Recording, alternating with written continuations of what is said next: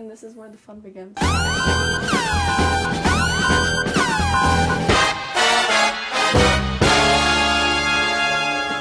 Hi, my name is McKenna and I'm here with Brian Satterwhite, and we are at his studio to talk about everything that he's up with. So, my first question is, since we are here with Mark, with Weird Girls, how did you meet him? What was that? Yeah, I had to think about this for a minute because, the Austin film community is pretty small and it's pretty tight-knit. A lot of people know almost everybody. There's a nice little web of knowledge and, who knows who. And I want to say it goes back to Jordan Gibson, who was in Cell, the project that Mark made. I had spoke to, I'm trying to figure this out. She took a class with Kat Candler, a good friend of mine who I've worked with for many years. And I came to Kat's class, and Jordan was there. She heard me speak. It got implanted in her head that I was a composer, and I guess she was impressed. And then it was like maybe a year or two later, I get an email from her, and I remembered her after meeting her after that talk. And she said, "Oh, I'm in this project," and she was raving about it, and I just think you'd be perfect to score it, and she'd like to put me in touch with the guy that made it. And I was like, great, I'm all for that. And I can't remember if I emailed Mark or he emailed me, but we got in touch and kind of hit it off right off the bat. It just kind of just went from there. It's really cool. So, what was it like scoring for the Cell? Because it's very intense and dark and everything. What is that process? Is it tedious? What do you have to do? It was interesting because the Cell was such a unique project for me. It was so different than what I was used to. First of all, it's a web series. I've never done anything like that. It's different than a feature film. It's different than television. It's its own unique thing. And I found that it was kind of cool because it was so short, at least the individual episodes, I was able to just kind of get real focused, real fast, start it and end it quick, and then move on. It was kind of one of the easier, and there's no such thing as an easy project, but as far as the process, it was actually easier than anything I'd ever experienced, just because I was so in touch with the material. Mark and I had hours of conversation leading up to actually scoring the first episode, and so when it happened, it almost wrote itself. It just kind of came out, and I didn't spend a lot of time doing alternate takes or throwing away drafts. I did it, scored it, and loved it. Moved on to episode 2, wrote it, one or two tries, and loved it. Moved on, and just kind of cascaded from there. Cool. So where do you get the ideas when you have a new project? Where does it come from? Like you said, it kind of writes itself. Have you ever had a problem with that, or? Not really. I learned very early on in my career how to beat the writer's block syndrome. It's kind of it's just a process where everything comes from the film and the story. Film music is, while it's very creative, it also has a utilitarian function. There's a reason why music needs to be in film. Mm-hmm. And so part of this process in being a film composer is knowing what the film needs, and then it's just a matter of trying to give it what it needs. I remember the very first project I ever scored, I had a problem with writer's block, and I was, staring at the computer for 3 days and couldn't write a note, and finally my wife just yelled at me. She's like, "Just get in there and do it." And I was like, "Yeah, but I can't." No. She's like, "Just get in there and do it, and don't come out until you're done." And she was really upset. And I did. I learned that lesson, and to this day, that's how I get through the blank canvas or the writer's block. I just do it. Do you want to take a tour now? Can we? That's really bright. Okay, so let's take a tour of this amazing studio, because I'm sure you guys all want to see this. Awesome. This is the front room before we get to the back room where I actually work. This is kind of where I keep a lot of my personal things. I've got some of my awards over here, my diploma up there, and then most of the stuff is around the films that I've worked on personally, my posters and things like that. And so that's, the Ride Around the World poster, and then the Sushi, the Global Catch is a project I worked on last year as well. Mm-hmm. A lot of, I'm a big film music lover, as if you couldn't tell. So I have a lot of things, trinkets and things like that, different famous composers I've met, John Debney and Michael Giacchino and Brian Tyler and Stu Phillips, different reprints. This is from Creature of the Black Lagoon, signed by the composer. And this is the song from Friday the 13th, signed by the composer. So I've got a lot of kind of cool stuff in here. This is a cover of a book that came out a year and a half ago. And of course, there's me on the cover. I was featured in and pretty lengthy interview in this book about what I do. So that was a lot of fun. Just as far as fun stuff, this is actually pretty cool. This is the actual conductor's score for this one particular piece of music from the movie Monster House, composed by Douglas Pipes. So this is what the conductor conducted the orchestra in the studio from. So that's kind of one of the treasures that I have. And then if you come this way, you can see this is the Man on a Mission poster. This is one of my prized possessions. If my studio started to go, burn down, something like that, I'm grabbing this off the wall and running out. Probably before my computer, because I think everything on my computer is backed up off-site. So I'm not going to worry about that. This is my, again, Man on a Mission poster, which I scored, but it's signed by 3 astronauts. Richard Garriott here, Owen Garriott, his father, and Mike Fink, his commander. So the fact that I've got a poster with 3 astronauts, that's very, very cool. So, and then behind here is where I keep all my soundtrack CDs. This is where I keep all my soundtrack CDs here. Alphabetized. Yep. It's funny because I get a lot of visitors that come in and say, "Wow, man, that's so much. You have a lot." Honestly, in the circles that I run, I've got a lot of film music friends. This is actually a very small collection compared to a lot of people that I know. So it's my small, modest collection of film music. And one of the things that I do, aside from composing, is write liner notes for CDs. So like, when you buy the CD and you open up the cover, there's notes and information about it. And so these here on this wall are all the titles that I've written the liner notes for. That's awesome. Okay, so let's go into the back room. Go ahead and go on all the way through. Star Wars. Yeah, there's a few things in here. This is the back room where I do all of my composing, and this is where I'll sit and do my work. And I keep a lot of the things that just inspire me. I mean, I'm a movie lover first. I do what I do because I love film so much. I'm a movie geek, and so I just surround myself with all the wonderful things that I grew up with. Obviously, I'm a big Star Wars fan, but there's more to it than that.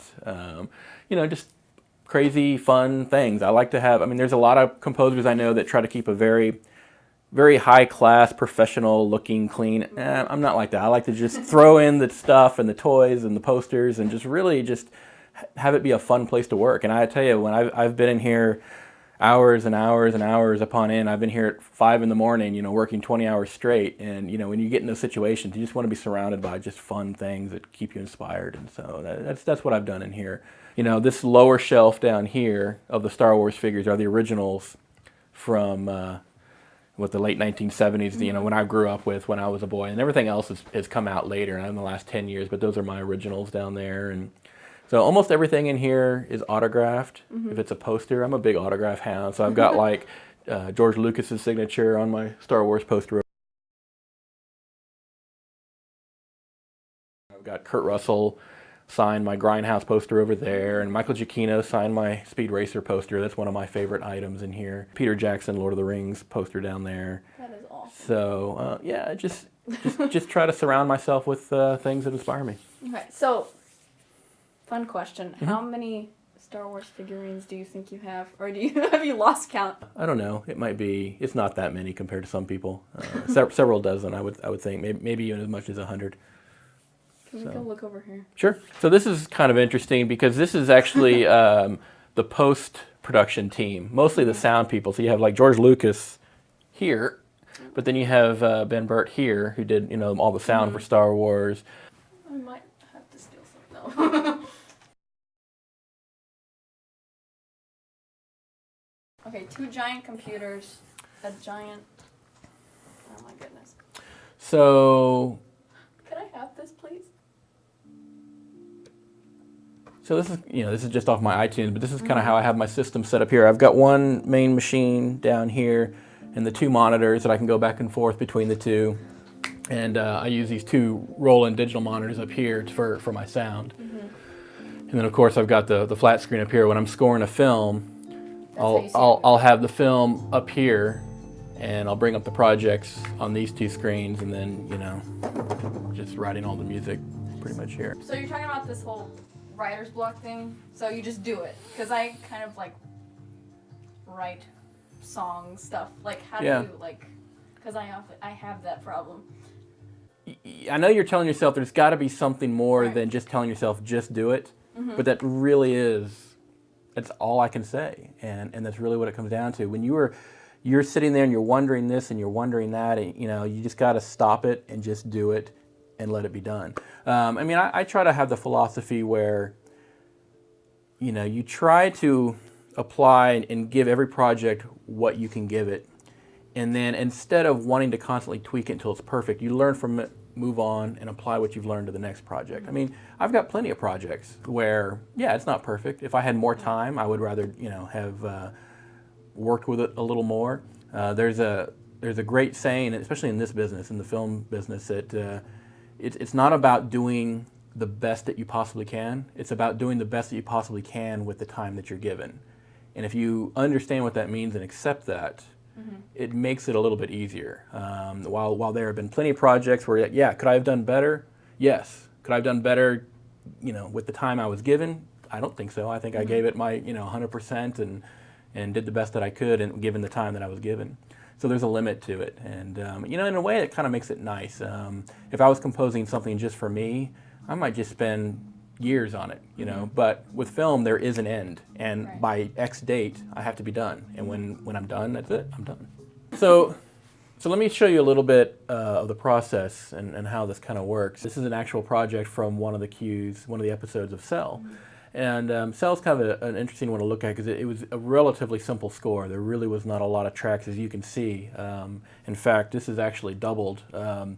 If you just look at these 1, 2, 3, 4, 5 tracks, that's all I used for this one particular episode. Like, this is actually the piano part, and I'll solo that out. But if you can see all these little blips and lines, so that's the actual notes that is triggered, that my computer is triggering the sounds to create. And what's really cool, let's say, let me do something here. Okay, so now let me play it back. There's a wrong note in here. It's like, oh darn, I played a wrong note. All I have to do is drag the note back down and... Wow. So it allows you, any one of these dots is a note, and I can change it. I can change the note, I can change the length, I can change the rhythm. I can pretty much do anything that I need to do. And so that's just the piano part. And Cell had a lot of piano in it. Cell had a lot of harp. If you go back to over here. So this is the harp part that I happen to play.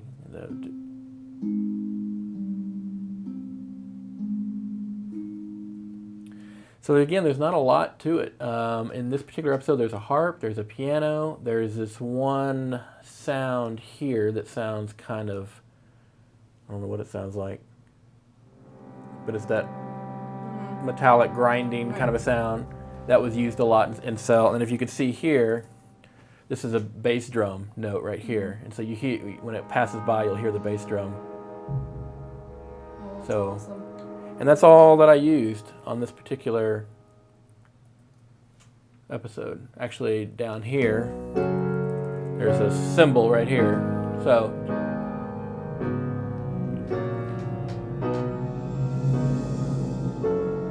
what you're seeing is all the score. Everything that you're seeing is me recorded here using software and samples and things like that.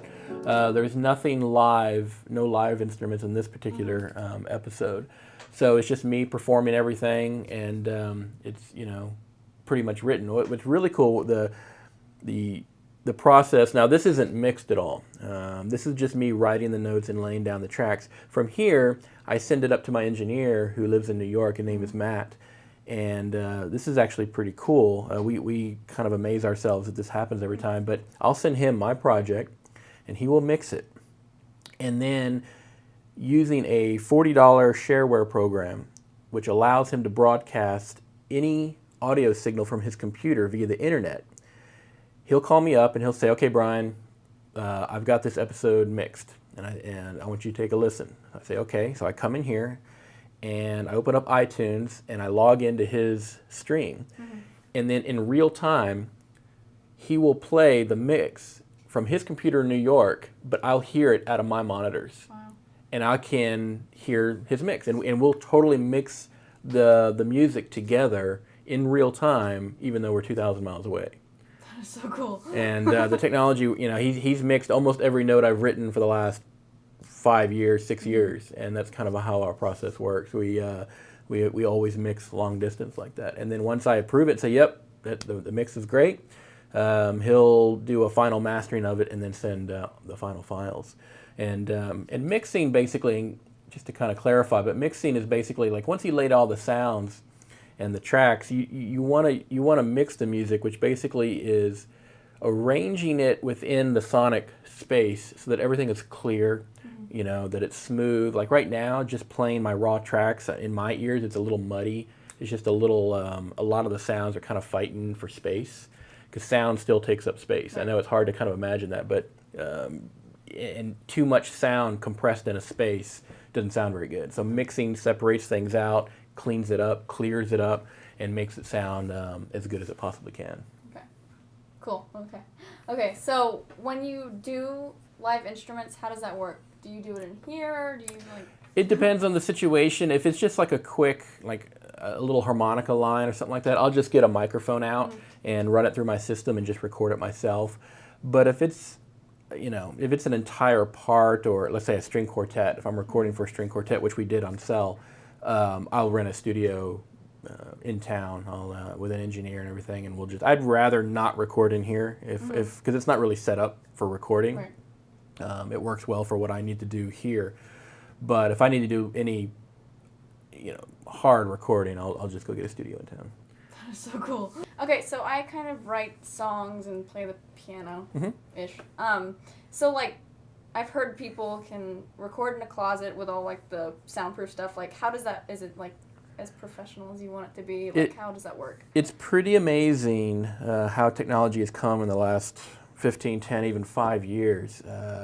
In fact, studios, recording studios, are kind of hurting these days because the technology is so advanced that people are recording in their apartments and in closets and places like that, because it's not only affordable, it's accessible, it's easy to use, and the quality is so high. I mean, I know countless artists that have recorded albums, entire albums, like in their, you know, one-bedroom apartment, and it sounds fantastic. All the same basic equipment that a mega studio is going to use is accessible, and, you know, you can purchase and, you know, and utilize it in your own music. I mean, the only thing now is that you can't get in a studio environment is the actual space, the acoustical sonic space, which is very valuable still. And that's why studios will still have a place in the music world. But not everybody, you know, if a band wants to record a 5-song demo and just get their material out there, maybe they don't need to go to a studio. Maybe they can do it in their, you know, garage or apartment or something like that, and with some care and not a whole lot of money, that's definitely a feasible idea. Cool. Yeah, because I've been trying to, like, record, and it's amazing. Like, I haven't gotten it together, and it's kind of and it's amazing how little it requires. You know, monetarily and equipment-wise, in order to get to a level where you're producing really high-quality music. So, oh God, I forgot the question. So, what are your favorite scores, and who inspired you? Like, what composers inspired you to start scoring? There are several. It definitely goes back to Star Wars. I mean, that's where it kind of all started. Back in the late 70s, when when I was 3 when Star Wars came out, and I remember being 4 and 5 and just really fall in love with Star Wars. At that time, there's no VHS, DVDs, things like that. You saw the film in the theater and you went home and you were just starving for anything that was Star Wars related, and that's where the toy explosion began, because that was a connection to the film. Music became a big part of that. I still have my parents' original 1977 Star Wars album, and that I used to listen to. I remember being 4 years old, laying on my stomach, listening to that over and over again, and staring at the pictures inside of the LP, because that was it. If I wanted a connection to the film, that was the closest thing I could get. The film that I credit me wanting to become a film composer is Edward Scissorhands.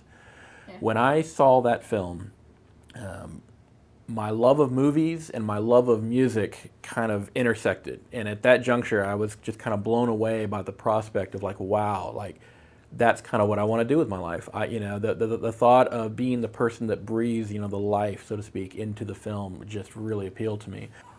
Wait, what was my... Crap. God, short-term memory loss. Okay, so in another article you say you call yourself a filmmaker and not a musician. How does that come into play? Yeah, I know that seems a little weird, but if you look around the studio, I'm surrounded by movie paraphernalia, movie stuff, and that's really where my passion comes from. I love movies, and I do what I do because I love movies so much. And film composing, while yes, I mean, it's definitely a music, one who is creating music for film, you think of as a music maker. But in essence, film scoring is more of a filmic endeavor, more so than a music endeavor. I mean, you have to be a good filmmaker in order to do this job. And what is the difference? I mean, it comes down to the mechanics of storytelling. And that's what film composing is all about, is knowing how to tell a story. I don't believe that any musician can score a film because it has to do with how good of a filmmaker, a storyteller, how well you know narrative and characters and things like that. And so that's really what it comes down to. Thanks for watching, you guys. My name is McKenna Marmolejo, and I'm here with Brian Satterwhite. And I just wanted to thank you for letting me visit the studio and learn about scoring. It's really cool. It's been my pleasure to have you here. I was glad that you could visit, and it's been a real thrill for me to be able to share some of my passion for film music with you. It's really awesome. Thanks. Make sure you subscribe up there in the little air box thing over there, and like and share this because it's all important, and make sure that you look at all the description stuff in the thingamajig below. I also have a question for you. What is your favorite film score? I think mine is Star Wars too. Or Indiana Jones. Indiana Jones. That's a good one. That's a good one. Yep. Yeah, okay. I'll be reading them too. I'm curious. Yeah, I'd like to know what's your favorite score. Make sure you comment because that's important as well. Okay, thanks for watching, you guys. Stay weird. But once we started getting into the groove of things and I was asking her more questions, and we were talking, she just seemed like a longtime friend, and she was really nice, and actually we started talking about Neopets. Darth Vader died! Woo! Sorry, dude. You don't hear Indiana Jones with, silence. You hear da da da da da da da, and you know that he's about to go kick some crime booty.